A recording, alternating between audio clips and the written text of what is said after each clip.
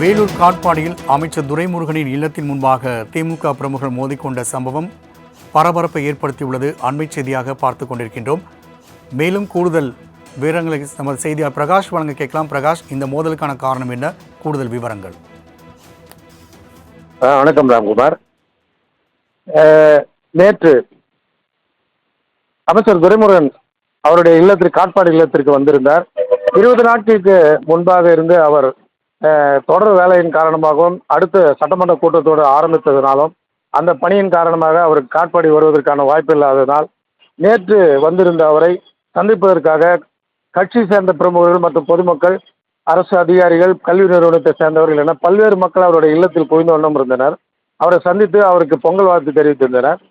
அந்த நேரத்தில் காட்பாடி ஒன்றியக்குழு சேர்மனாக இருப்பவர் வேல்முருகன், அதே சமயத்தில் காட்பாடி தெற்கு ஒன்றிய செயலாளராக இருப்பவர் கருணாகரன், இருவரும் ஒருவர் திடீரென்று சட்டை பிடித்து தாக்கி கொண்டு ஆபாச வார்த்தைகளால் பேசிக் கொண்டனர்.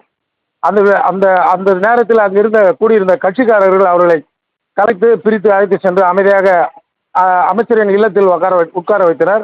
ஆனாலும் அங்கு அவர்கள் தொடர்ந்து கருணாகரன் அமைதியாக அமர்ந்து கொண்டிருந்த வேல்முருகனை பார்த்து தொடர்ந்து அவர் அவதூறாகவும் பேசிக் கொண்டிருந்தார். பதிலுக்கு இவரும் அவரை பேசிக் கொண்டிருந்தார். இந்த ஒரு அசாதாரண சூழ்நிலையை கண்டு அங்கு கூடியிருந்தவர்கள் என்ன இப்படி ஒரு பொறுப்பில் இருப்பவர்கள் இப்படி நடந்து கொள்கிறார்களே என்று ஒரு முகச்சுளிப்புடன் அவர்கள் ஒரு அதிருப்தியோடு காணப்பட்டார்கள். ஏற்கனவே கருணாகரனுக்கும் வேல்முருகனுக்கும் கொடுக்கல் வாங்கல் பிரச்சனை இருந்துள்ளது.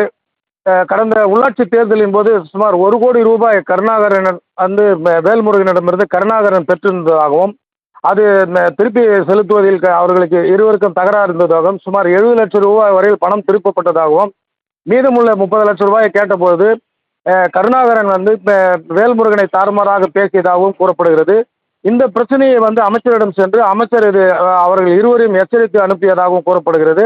இந்த சூழ்நிலையில் மீண்டும் அவர்கள் நேற்று மோதிக்கொண்ட விஷயம், அவர்கள் ஒருவர் தாக்கிக் கொள்வதற்கு முன்பாகவே அவர்கள் இருவரை தனித்தனியாக அழைத்து அமைச்சர் அவர்களை எச்சரித்து அனுப்பியதாக அங்கிருந்தவர்கள் அதை கூறுகிறார்கள். இப்படிப்பட்ட சூழ்நிலையில் இவர்களுக்கு ஏற்கனவே கட்சிக்காரர்கள் இடையேயும் இருவர் மீதும் ஒரு நல்ல அபிப்பிராயம் இருப்பதில்லை. பெங்களூரில் ஆயில் பிசினஸ் செய்து கொண்டிருந்த வேல்முருகன் திடீரென்று அவருடைய சொந்த ஊரான வள்ளிமலைக்கு வந்தபோது அவரை கதிரானந்த் அழைத்து அவரை ஒன்றிய குழு தலைவராக ஆக்கி அவரை ஒரு பொறுப்பில் அமர வைத்து விட்டார் என்கின்ற ஒரு குற்றச்சாட்டும் அதிருப்தியும் கட்சிக்காரர்களிடையே நிலவு வந்ததாக பேசப்படுகிறது. கருணாகரன் அவர் உள்ளாட்சி பிரமுகராக இருந்தபோது, அந்த பொறுப்பில் இருந்தபோது அங்கிருந்த பொன்னை மற்றும் சுற்றியுள்ள மிகப்பெரிய ஏரிகளில் மணல் அள்ளுவதிலும் மணல் மண் அள்ளுவதிலும் பல கோடி ரூபாய்களை அவர் ஊழல் செய்ததாகவும் மோசடி செய்ததாகவும் அவருடைய கட்சிக்காரர்கள் அவர் மீது குற்றச்சாட்டு வைக்கிறார்கள். இருவேறு பகுதிகளிலும் குற்றச்சாட்டுகளை வைத்திருக்கின்ற இவர்கள் இவ்வாறு மோதிக்கொண்ட விஷயம் பெரிய பரபரப்பை ஏற்படுத்தியுள்ளது. ஏற்கனவே தூங்கிக் கொண்டிருந்த பூனை வெளியில் வந்தது என்பது போன்று இவர்கள் மோதிக்கொண்ட விஷயம் கட்சியில் உட்கட்சி மோதல் இருக்கிறது என்பதை சுட்டிக்காட்டுவது போல் அமைந்திருக்கிறது. ஏற்கனவே வேல்முருகனை பொறுத்தவரையில் திடீரென்று கட்சியில் இருந்து அதை முளைத்ததால் அது முளைத்த செடி அல்ல, நீங்க விதைக்கப்பட்ட விதை அல்ல, பிடுங்கி நட்ட மரம் என்கின்ற ஒரு கருத்தையும் அவர் மீது கட்சிக்காரர்கள் கூறி வந்ததாக கூறப்படுகிறது. இப்படிப்பட்ட சூழ்நிலை அமைச்சர் வீட்டின் முன்பாகவே இவர்கள் இருவரும் மோதிக்கொண்ட விஷயம் பெரும் பரபரப்பை ஏற்படுத்தியிருக்கிறது. உட்கட்சி பூசல் இருக்கிறது என்பதை தெள்ள தெளிவாக வெளிச்சம் போட்டு காட்டியிருக்கிறது. ராம்குமார். பிரகாஷ், தகவலுக்கு நன்றி.